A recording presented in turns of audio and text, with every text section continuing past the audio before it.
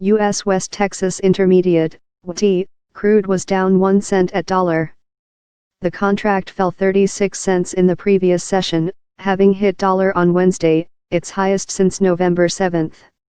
Weighing on prices are concerns that an economic slowdown could dent fuel consumption, traders said. The United States and China, the world's two biggest oil consumers, could be close to a deal to end their trade dispute, though some hurdles remain. U.S. President Donald Trump on Thursday said the two sides were very close to making a deal, though the United States remains hesitant to lift $250 billion in tariffs that China is seeking to have removed. Prices for thermal coal and natural gas, the main power generation fuels, have already fallen sharply amid a marked slowdown in consumption. Still, Brent is heading for a second week of gains, while WTI is on track for a fifth consecutive weekly rise.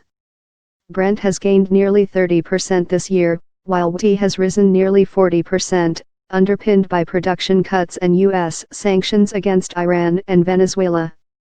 The Organization of the Petroleum Exporting Countries, OPEC, and producer allies such as Russia, together known as OPEC+, agreed to cut output by 1.2 million barrels per day, BPD, this year to prop up prices. Consultancy Rystad Energy said ongoing OPEC-led supply cuts would support oil prices towards the second half of this year and into 2020.